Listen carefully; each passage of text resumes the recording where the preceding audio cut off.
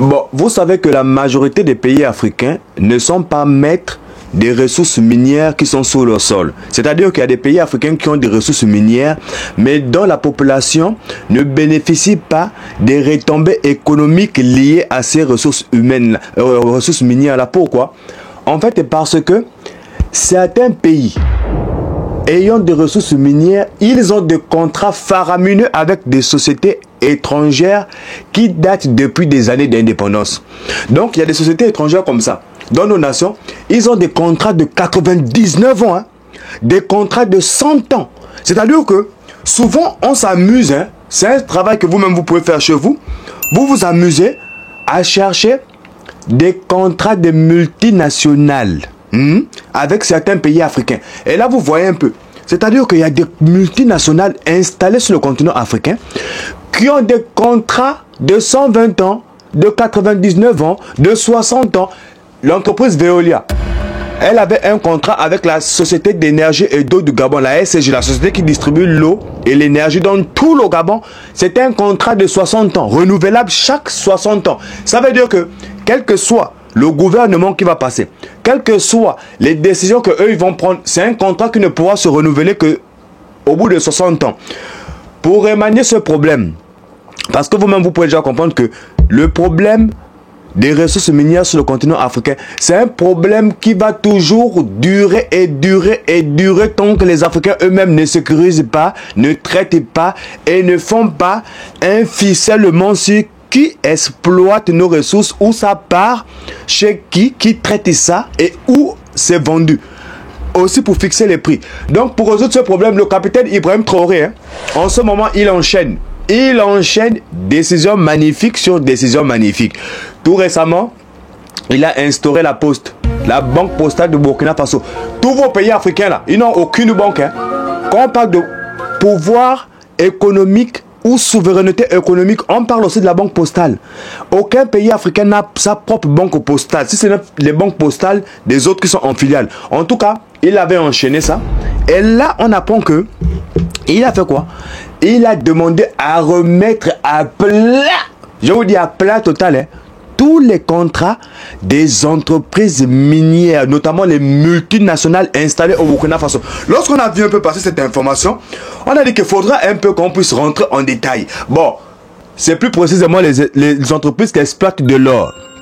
L'une des ressources très très précieuses de cette planète. Donc, les entreprises qui exploitent de l'or au Burkina Faso, on a mis leur contrat à plat pour renégocier cela et pour voir qu'est-ce qui se passe. Parce que lui-même, il a tenu un discours. Et là, je vous cite le capitaine Ibrahim Traoré, ce qu'il a dit tout récemment. Il a dit quoi? Je cite le capitaine. Hein. Je ne comprends pas pourquoi, alors que nous-mêmes, nous savons exploiter de l'or, on laisse des multinationales venir exploiter notre or. C'est dans ce sens que j'ai dit qu'il y a des permis que nous devons et que nous sommes en train de retirer. En fait, il veut simplement nous dire que l'exploitation de l'or sur le continent africain, c'est l'une des choses que les Africains maîtrisent depuis des millénaires. En tout cas, exploiter, travailler l'or, je ne pense pas que c'est un domaine qu'on peut apprendre aux Africains. Je vous dis, hein, depuis Mansa Moussa, que depuis au Mali là-bas, on traitait déjà, on exploitait déjà et on travaillait avec l'or. Ils ne connaissaient pas encore ça, ce genre de personnes-là.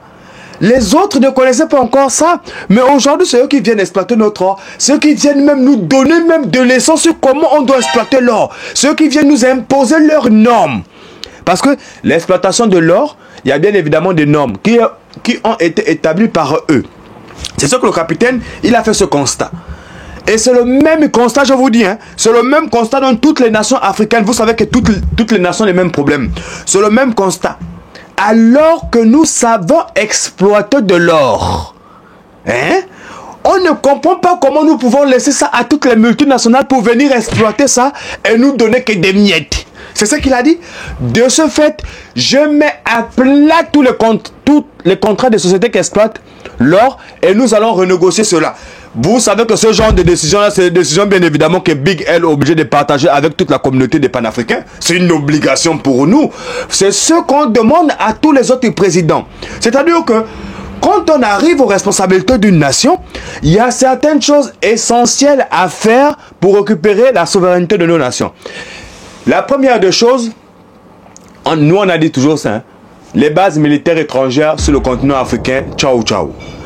Hormis ça, nous avons aussi les multinationales, c'est-à-dire des entreprises étrangères installées sur le continent africain, qui sont en train de détruire l'environnement africain, qui sont en train de polluer l'environnement africain et qui sont en train d'exploiter massivement les richesses du continent africain sans pour autant même que les Africains puissent avoir des retombées économiques suite à cela. Donc, vous pouvez comprendre que cette décision, elle va permettre au Burkina Faso de faire quoi? De surveiller l'or qui sort du pays. Nous allons maintenant savoir l'or qui sort du Burkina Faso à travers la traçabilité, parce que il y a des sociétés étrangères, c'est-à-dire les multinationales, lorsqu'ils sont en train d'exploiter de l'or, les quantités qu'ils viennent nous présenter, je vais vous dire, hein, ce ne sont pas les quantités réelles qu'ils exploitent. C'est-à-dire que s'ils sont dans une mine d'or et que la mine d'or là, il est susceptible d'en tirer une tonne d'or, ils viendront nous dire quoi? Ils viendront nous dire peut-être 500 grammes. C'est-à-dire que ils minimisent toujours le potentiel minier de nos sous-sols pour qu'on se dise quoi? On se dit qu'en fait il n'y a rien là-bas. Mais c'est eux qui sont les premiers à faire la guerre pour vouloir rester là. C'est eux qui sont les premiers à envoyer et à armer des personnes pour pouvoir nous déstabiliser et nous chasser des endroits où nous avons nos ressources minières. C'est la même chose qui se passe au nord du Mali, au nord du Burkina Faso et au nord du Niger. Des endroits qui sont lourdement chargés en ressources minières. Les entreprises, qu'on nous dit, les entreprises multinationales, mais alors que ce sont des sociétés étrangères qui sont dans nos nations, eux-mêmes, hein, là on ne parle même plus de gouvernements étrangers, hein, là on parle directement des entreprises étrangères. C'est eux-mêmes, ils ont un fonds, ce qu'on appelle le fonds d'investissement pour la déstabilisation des pays africains. C'est-à-dire que certaines multinationales installées sur le continent africain, ils ont un portefeuille spécial dans lequel, lorsque ils ont besoin de mettre la main sur une mine d'or, une mine de cobalt ou une mine d'uranium, si le gouvernement ne veut pas leur céder, ils sont obligés de passer par des mafias. Et les mafias là, ils ont forcément un coffre-fort où il y a tout un fonds spécial pour armer des personnes qui vont foutre la merde et pour leur donner des moyens afin qu'ils soient de plus en plus armés. Vous-même, vous savez que de toutes les manières, c'est déjà sorti de partout, hein, même l'ONU. L'ONU eux-mêmes, ils ont dit ça, parce qu'il y a encore des gens qui croient en ce genre d'organisation-là. L'ONU, ils ont dit ça, hein. Ils ont dit ça à l'ONU, que la majorité des entreprises multinationales installées sur le continent africain, ils participent à la déstabilisation du continent africain. Maintenant, si les Africains eux-mêmes ne veulent pas comprendre cela, ils vont nous dire qu'on a besoin de multinationales étrangères parce qu'ils nous donnent du boulot. On a besoin de partenariats privés. Qu'est-ce que vous me racontez? Qu'est-ce que vous êtes en train de me raconter là, les gars? Saisissez-vous, hein? Je vous dis clair et net, hein? Saisissez-vous avant que le continent ne puisse disparaître. Donc, forcément, lorsqu'on remet un contrat à zéro, il y aura toujours des retombées économiques. C'est-à-dire que le pays va engranger de l'argent, mais il y aura une catastrophe économique sur toutes les sociétés étrangères qu'on a mis leur contrat à zéro. C'est l'exemple que je pourrais vous donner, c'est le même exemple qui s'est passé chez nos frères du Niger. Le général Abdulrahman Chami, lorsqu'il est arrivé au Niger, il a fait la même chose.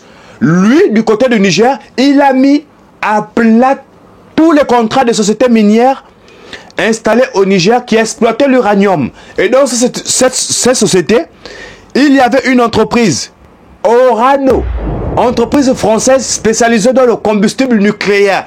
Je vous avais mis les statistiques, hein. C'était une catastrophe. Ils avaient perdu près de 133 millions d'euros en un seul trimestre. En un seul trimestre, c'est parti dans les caisses. C'est fini. Cet argent-là pourra être récupéré par le Niger. C'est la même chose qui va se passer au Burkina Faso. Vous allez voir que lorsqu'on a mis à plat les contrats des sociétés qui exploitent de l'or au Burkina Faso, la majeure partie des entreprises, ils auront un déficit au niveau économique. C'est obligatoire parce que la rentabilité que ce genre d'entreprise-là font en exploitant les ressources du continent africain. Mais vous ne... Attends, c'est une rentabilité de 50 à 60%. Souvent, on parle même de 200%. Hein. Souvent, on arrive à 200 à 500% de bénéfices que ces entreprises font lorsqu'ils sont sur le continent africain. C'est pourquoi lorsqu'on leur chasse, quand on met leur contrat à zéro, c'est une catastrophe pour eux. Aujourd'hui, vous n'allez plus entendre parler d'Orano. Hein. Orano, qui était avant Areva, qui a perdu 133 millions d'euros parce que le capitaine, le général plutôt Abdourahmane Tchani du Niger, leur a demandé de dégarpiller du Niger. Ils étaient venus à travers leur directeur général nous faire de gros discours comme quoi le Niger c'est un petit pays dans l'approvisionnement en uranium de notre entreprise Orano. Alors qu'aujourd'hui, nous voyons les conséquences. Nous voyons exactement les conséquences. C'est la même chose que d'autres entreprises au Burkina Faso viendront nous dire. Que, en tout cas, le Burkina Faso ne participe pas à ce que nous puissions avoir un gros bénéfice au niveau de la vente de notre or. Mais vous allez voir après. Vous allez voir après. En tout cas, on avait quand même souhaité partager cette information, hein. On avait souhaité partager cette information qu'on trouvait totalement essentielle pour inciter les autres présidents africains. Les autres qui sont encore dans, je ne veux même pas employer des termes, mais je vais vous demander humblement, faites comme le frère. Faites comme votre frère, le capitaine Ibrahim Traoré. Faites comme lui, pardon, et suivez cet exemple. Suivez vraiment cet exemple de remettre à plat les contrats miniers afin d'être renégociés. Partout, on renégocie les contrats. On ne peut pas accepter que une entreprise vient nous dire qu'elle va investir massivement alors qu'elle n'investit même pas. Elle détourne seulement nos recherches minières. Elle ne construit même pas des écoles. Elle ne participe même pas au développement de l'endroit où elle est installée. C'est quand même incroyable. Hein? Et vous voulez que quand il y a ce genre de nouvelles, on ne partage pas ça à la communauté. Les gars, partagez l'information. Hein? Partagez-moi l'information à tous les panafricains. En tout cas, les Burkinabés sont déjà informés, mais à tous les panaf, ils doivent recevoir cette information. Et nous, on va s'arrêter là pour aujourd'hui. On se dit ciao, ciao pour un prochain programme. C'était Big S Code TV.